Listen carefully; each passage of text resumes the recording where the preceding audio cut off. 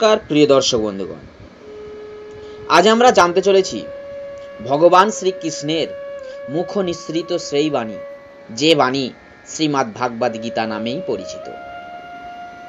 ভগবান শ্রীকৃষ্ণ মনুষ্যকে উদ্দেশ্য করে বলছেন যে সুখ আর দুঃখ হচ্ছে এই জড় জীবনের একটি অপরিহার্য অঙ্গ। ভাগবত গীতার উপদেশ অনুসারে এগুলিকে সহ্য করা বা সহ্য করতে হবে। সুখ আর দুঃখ আসে এবং যায় এবং আমরা তাদেরকে নিয়ন্ত্রণ করতে পারি না। সুতরাং সকলের কর্তব্য হচ্ছে এই জড়জাগতিক জীবনের প্রতি অনাসক্ত হওয়া। তাহলে এই সুখ আর দুঃখ উভয়ের প্রতি সম ভাবাপন্ন হওয়া সম্ভব।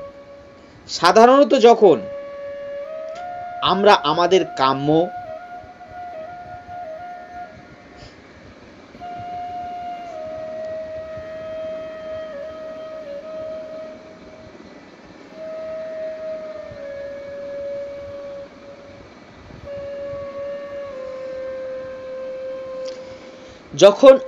আমাদের কাম্য বস্তু অর্জন করি, তখন আমরা অত্যন্ত আনন্দিত হই এবং যখন আমরা অবাঞ্ছিত কোনো কিছুর প্রতি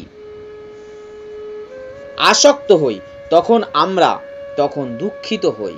কিন্তু আমরা যদি যথাযথভাবে এই পারমার্থিক স্তরে অধিষ্ঠিত থাকি, তাহলে এই বিষয়গুলি আমাদের বিচলিত করতে পারে না। এই স্তরে অধিষ্ঠিত হতে হলে আমাদেরকে ভক্তিযোগে নিরন্তর ভগবানের সেবা করতে হবে। অবচলিতভাবে শ্রীকৃষ্ণের সেবা করার অর্থ হচ্ছে শ্রবণ, কীর্তন, স্মরণ, বন্দন, অর্চন, পাদসেবন, দাস্য, সখ্য, আত্মনিবেদন, এই নববিধা ভক্তি অবিচলিত বা অনুশীলন করা উচিত, যা নবম অধ্যায়ে শেষ শ্লোকে বর্ণনা করা হয়েছে। সেই পদ্ধতি মেনে চলা উচিত। কেউ যখন এই পারমার্থিক জীবন লাভ করতে পারেন বা লাভ করেন, তখন তিনি স্বাভাবিকভাবেই এই বৈষয়িক লোকেদের সঙ্গে আর তারা মেলামেশা করতে চাইবেন না। অসাধু সঙ্গ তার স্বভাব বিরুদ্ধ। অসাধু সঙ্গ বর্জন করে নির্জন বাসের প্রতি কতটা অনুরাগ এসেছে তার মাধ্যমে নিজেকে পরীক্ষা করা যেতে পারে। খেলাধুলা, সিনেমা, সামাজিক অনুষ্ঠান আদিতে ভক্তের স্বাভাবিকভাবেই কোনো রুচি থাকে না, কারণ তিনি বুঝতে পারেন যে এগুলি কেবল সময়ের অপচয় মাত্র। অনেক গবেষক ও দার্শনিক আছেন যারা এই যৌন বিজ্ঞান অথবা সেই ধরনের বিষয় নিয়ে গবেষণা করেন, কিন্তু ভাগবত গীতার উপদেশ অনুসারে সেই সমস্ত গবেষণা ও দার্শনিক অনুমানগুলির কোনো মূল্যই নেই। সেগুলি এক রকম নিরর্থক প্রয়াস মাত্র। ভাগবত গীতার নির্দেশ অনুসারে তত্ত্বজ্ঞানের মাধ্যমে আত্মার স্বরূপ সম্বন্ধে গবেষণা করা উচিত, নিজেকে জানার জন্য গবেষণা করা উচিত। সেই নির্দেশেই এখানে দেওয়া হয়েছে। আত্ম উপলব্ধি সম্বন্ধে এখানে স্পষ্টভাবে বলা হয়েছে যে ভক্তিযোগের পন্থা বিশেষভাবে বাস্তবসম্মত। ভক্তিযোগ বলতে আমরা পরমাত্মার সঙ্গে জীবাত্মার সম্পর্ক বুঝতে পারি। জীবাত্মা আর পরমাত্মা কখনোই এক হতে পারে না। অত্যন্ত ভক্তিমার্গে পরমাত্মার প্রতি জীবাত্মার সেই সেবা নিত্য, সেই কথা স্পষ্টভাবে বলা হয়েছে। সুতরাং ভক্তিযোগ নিত্য এই তত্ত্বজ্ঞানে দৃঢ় প্রত্যয়ন সম্পন্ন হওয়া উচিত। শ্রীমদ্ ভাগবতে এই সম্বন্ধ ব্যাখ্যা করা হয়েছে। বদন্তি তত্ত্ববিদং তত্ত্বং যজ্ঞ জ্ঞানম দায়াম। যারা যথার্থ তত্ত্বজ্ঞানী তারা জানেন যে অদ্বয় পরম তত্ত্ব ব্রহ্ম আর পরমাত্মা ও ভগবান এই তিন রূপে উপলব্ধি হন। পরম তত্ত্বের চরম উপলব্ধি হচ্ছেন স্বয়ং ভগবান। সুতরাং সেই চরম স্তরে উন্নীত হতে হলে পরম পুরুষোত্তম ভগবানকে উপলব্ধি করা উচিত এবং ভক্তিযোগে তার সেবায় নিযুক্ত হওয়া উচিত। সেটি হচ্ছে এই পরম জ্ঞানের পূর্ণতা।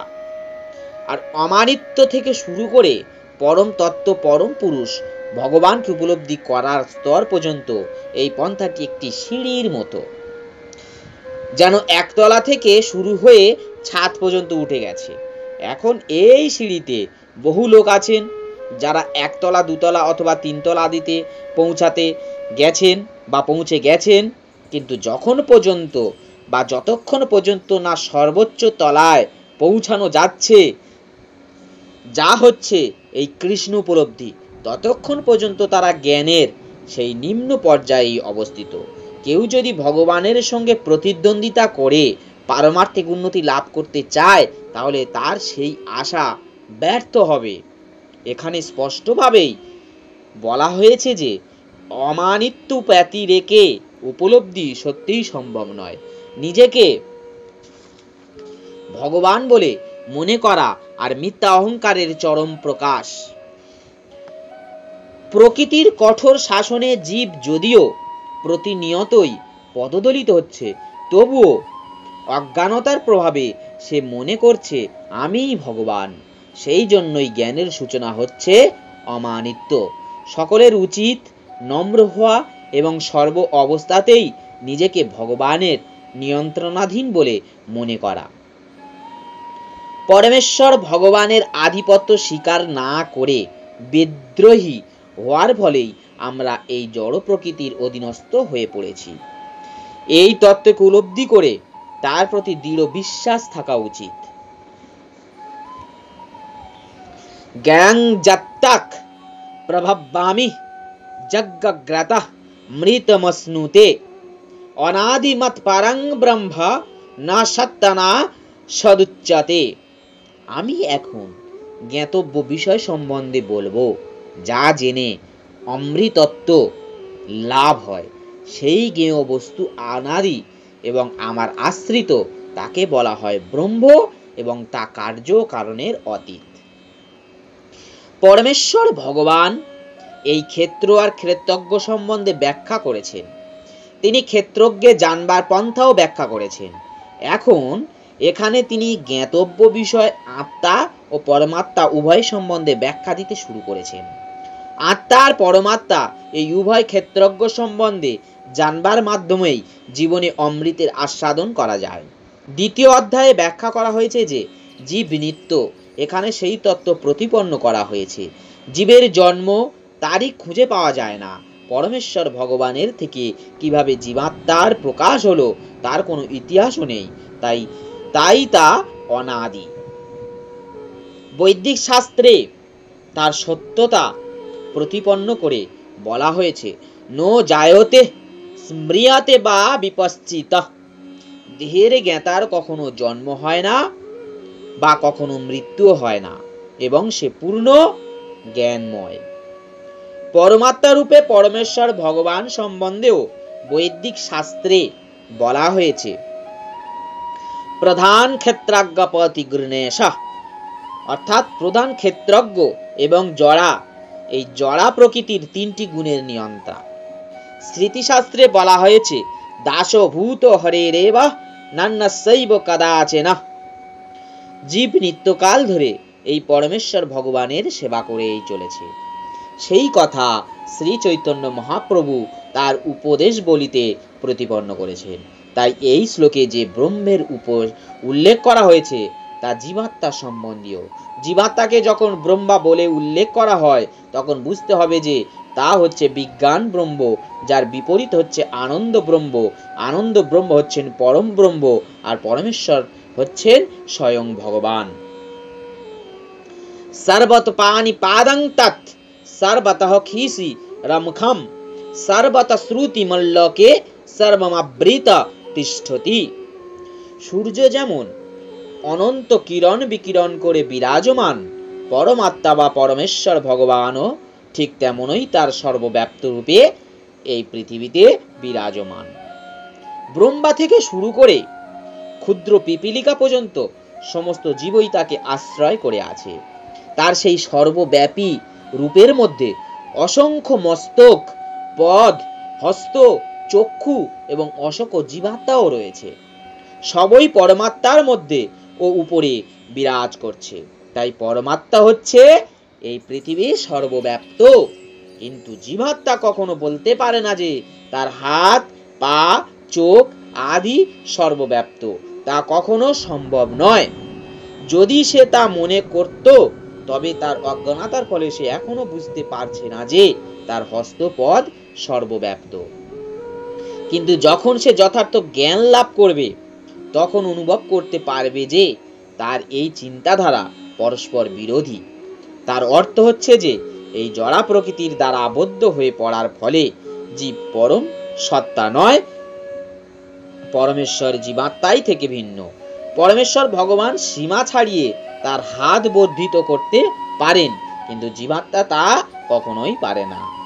ভাগবত গীতায় ভগবান বলেছেন যে যদি কেউ তাকে ফুল, ফল অথবা জল নিবেদন করেন তাহলে তিনি তা গ্রহণ করেন। ভগবান যদি দূরে থাকেন তাহলে কি করে তিনি তা গ্রহণ করেন? সেটি হচ্ছে ভগবানের সর্বশক্তিমত্তা। এমনকি যদিও তিনি এই পৃথিবী থেকে অনেক দূরে তার নিজ ধামে রয়েছেন, তবুও তিনি তার হস্ত প্রসারিত করে তার উদ্দেশ্যে নিবেদিত নৈবেদ্য অবশ্যই গ্রহণ করতে পারেন। এমনই হচ্ছে তার অচিন্ত শক্তি। ব্রহ্ম সংহিতায় বলা হয়েছে, গলাকে বা নিবাসাত্তা খিলাত্তা ভূতাং। যদি তিনি সর্বদাই তার চিন্ময় ধাম গোলক বৃন্দাবনে অপ্রাকৃত লীলা বিলাস করছেন, তবু তিনি সর্বত্রই বিরাজমান। জীবাত্মা কখনোই দাবি করতে পারে না যে সে সর্বত্রই বিরাজমান। তাই এই শ্লোকে বর্ণনা করা হচ্ছে যে পরমাত্মা পরমেশ্বর ভগবান জীবাত্মা নন। সর্বেন্দ্রিয় গুণাভাসং সর্বেন্দ্রিয় বিবর্জিতম অসক্তং সর্বভূতশ্চ নির্গুণং গুণভক্তশ্চ। সেই পরমাত্মা সমস্ত ইন্দ্রিয়ের প্রকাশ, তবু তিনি সমস্ত ইন্দ্রিয় বিবর্জিত। যদিও তিনি সকলের পালক, তবুও তিনি সম্পূর্ণ অনাসক্ত। তিনি প্রকৃতির গুণের অতীত, তবুও তিনি সমস্ত গুণের ঈশ্বর। পরমেশ্বর ভগবান যদি সমস্ত জীবের সমস্ত ইন্দ্রিয়ের আধার, কিন্তু তা বলে তাদের মতো এই জড় ইন্দ্রিয় তার নেই। প্রকৃতপক্ষে জীবাত্মার চিন্ময় ইন্দ্রিয় আছে, কিন্তু বদ্ধ অবস্থায় তারা এই জড় গুণের দ্বারা আচ্ছাদিত। তাই জড়ের মাধ্যমে চেতন ইন্দ্রিয়ের কার্যকলাপ প্রকাশ হতে দেখা যায়। পরমেশ্বর ভগবানের ইন্দ্রিয়গুলি এই রকম আচ্ছাদিত নয়, তার ইন্দ্রিয়গুলি অপ্রাকৃত এবং তাই তাদের বলা হয় নির্গুণ। গুণ হচ্ছে প্রকৃতির বৃত্তি, কিন্তু ভগবানের ইন্দ্রিয়গুলি জড় আবরণ থেকে মুক্ত। আমাদের হৃদয়ঙ্গম করতে হবে যে তার ইন্দ্রিয়গুলি ঠিক আমাদের মতো নয়। আমাদের সমস্ত ইন্দ্রিয়জাত কর্মের উৎস যদিও তিনি, কিন্তু তার ইন্দ্রিয়গুলি এই দিব্য ও কলুষ মুক্ত।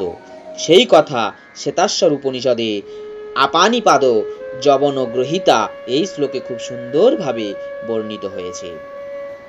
পরমেশ্বর ভগবান এই জড়জাগতিক কলুষমুক্ত কোনো হাত নেই, কিন্তু তবুও তার হাত আছে এবং সেই হাত দিয়ে তিনি তার উদ্দেশ্য উৎসর্গকৃত সমস্ত নৈবেদ্য গ্রহণ করেন। এটি হচ্ছে এই বদ্ধ জীবাত্মা ও পরমাত্মার মধ্যেই পার্থক্য। ভগবানের জড় চক্ষু নেই, কিন্তু তার চক্ষু আছে। তা না হলে তিনি দেখতে পান কি করে? তিনি অতীত, বর্তমান ও ভবিষ্যৎ সব কিছুই দেখতে পান। তিনি সমস্ত জীবের হৃদয়ে বিরাজ করেন এবং অতীতে আমরা কি করেছি, এখন আমরা কি করছি এবং আমাদের ভবিষ্যৎ কি হবে তা সবই তিনি জানেন। ভাগবত গীতাতে সেই কথা প্রতিপন্ন হয়েছে। তিনি সব কিছু জানেন, কিন্তু তাকে কেউ জানে না। শাস্ত্রে বলা হয়েছে যে ভগবানের আমাদের মতো পা নেই, কিন্তু তিনি সর্বত্র মহাশূন্যে বিচরণ করতে পারেন, কারণ তার পা অপ্রাকৃত।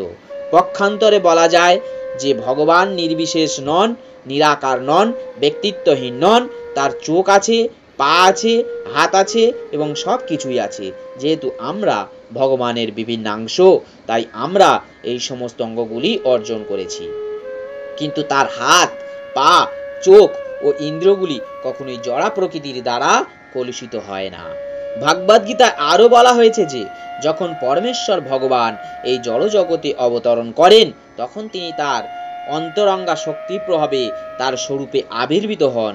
তিনি কখনো এই জড়া প্রকৃতির দ্বারা কলুষিত হন না, কারণ তিনি হচ্ছেন জড়া প্রকৃতির অধীশ্বর। বৈদিক শাস্ত্রে আমরা জানতে পারি যে তার সমগ্র সত্তা চিন্ময়, তার রূপ নিত্য, তিনি সচিদানন্দ বিগ্রহ, তিনি পূর্ণ ঐশ্বর্যময়, তিনি হচ্ছেন সমস্ত সম্পদের মালিক এবং সমস্ত শক্তির অধীশ্বর। তিনি সবচেয়ে বুদ্ধিমান, এবং পূর্ণ জ্ঞানময়, এগুলি হচ্ছে পরম পুরুষোত্তম ভগবানের কয়েকটি লক্ষণ। তিনি সমস্ত জীবের পালনকর্তা এবং তাদের সমস্ত কর্মের সাক্ষী। বৈদিক শাস্ত্র থেকে আমরা জানতে পারি যে পরমেশ্বর ভগবান সর্বদাই জড়াতীত। আমরা যদিও তার মস্তক, মুখমণ্ডল, হস্ত অথবা পদ দেখতে পাই না, তবুও তার এগুলি আছে, এবং আমরা যখন চিন্ময় স্তরে উন্নীত হই তখন আমরা ভগবানের রূপ দর্শন করতে পারি। জড় জগতের সংস্পর্শে আসার ফলে যেহেতু আমাদের ইন্দ্রিয়গুলি কলুষিত হয়ে পড়েছে, তাই আমরা তার রূপ দেখতে পাই না। এই জন্য নির্বিশেষবাদীরা, যারা এখন জড় গুণের দ্বারা প্রভাবিত হয়ে রয়েছে, তারা পরমেশ্বর ভগবানকে জানতে পারে না। জয় শ্রী কৃষ্ণ।